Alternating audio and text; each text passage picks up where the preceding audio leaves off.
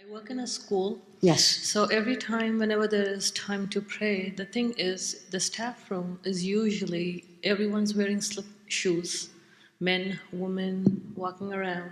So for me, I feel very uncomfortable to just put the janamas. I don't mind praying in public, alhamdulillah. But, if I have to pray inside a room, it's so difficult. Is it okay to pray inside a staff room? So let me take this question because that's a very practical daily issue. So alhamdulillah, she has no problem praying in public, but she doesn't feel comfortable praying in the break room. This is how I'm gonna straight answer. This is how shaitan comes to us. There's a beautiful book called Ighathatul Lahfam min Masa'id al-Shaytan. It's an Imam Ibn al-Qayyim 2-volume. How shaitan has his tricks for every individual. So the sister, may Allah bless her, she has no problem praying in public. So the shaitan says, I'm not gonna come and tell her everybody is looking at you, because it's not gonna work. But it works on other people. So what is the trick? The place is not clean. What is the answer? It's from Rasul alayhi salatu wasalam. وَجُعِلَتْ لِيَ الْأَرْضُ طَهُورًا. Rasul alayhi salatu wasalam said, the earth was made for me as pure. The only place we cannot pray fiqhan is in the bathroom, or if there is a najasa. Even if there is a najasa, you know the famous hadith of the Bedouin who came to the masjid? Please forgive me, and urinated. Absolutely, you pray, you put your janamas, you don't want your prayer, anything, but don't you ever compromise your salah, because that's one of the ways. I hear it a lot from sisters, I can do wudu in the bathroom. That's the other thing. I don't have my hijab. I don't have my socks. All these, I keep telling them, this is how shaitan comes to you. I don't know about I had actually a long discussion one time with a brother. He said, I just feel very uncomfortable doing wudu in public. I was like, why? Why? Learn how to do the wudu of Rasul alayhi salatu wasalam with 1 cup.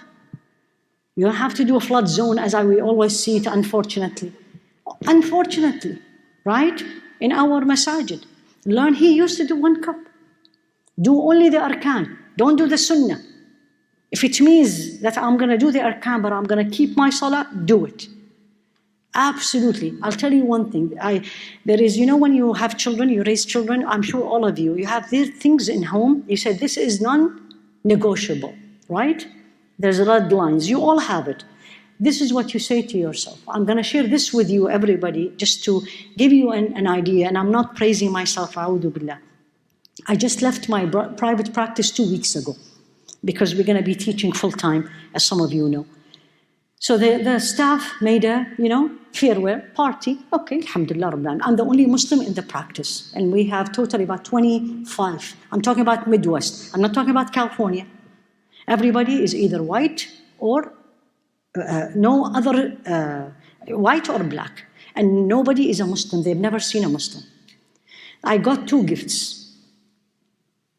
I couldn't believe it. I mean, alhamdulillah, Rabbil Alameen, alhamdulillah, I got a lot of gifts.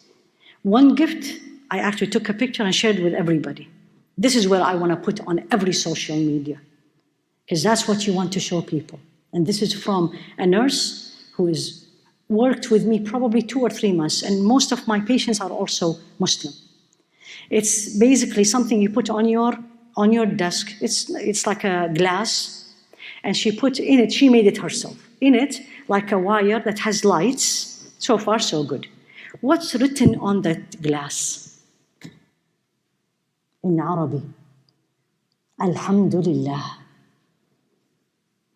When I opened it up, and I was like, what made you think of it?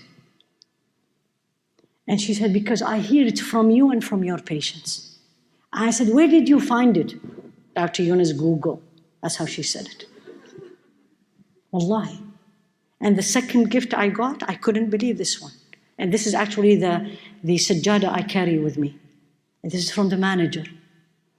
Sajjada, bead blue, and like a bookmarker that has Islamic. You know what, when people ask me about Islamophobia, you know my answer? We have Islamophobia. It's not them. We are scared. We're scared to say we are Muslims. Why? Why? What is the big deal? What is the big deal? As I always remember the statement of Sayyidina Umar, أَلَسْنَا عَلَى حَقٍّ. He used to tell Rasul alayhi salatu wasalam, aren't we on the truth? I'm not going to be bragging about Islam in front of non-Muslims. I'm saying this to myself. Why I'm shy to say I'm a Muslim? Why you wear your hijab? Because that's how Allah told me. Why do you dress like this? This is my Islamic identity. What is the big deal?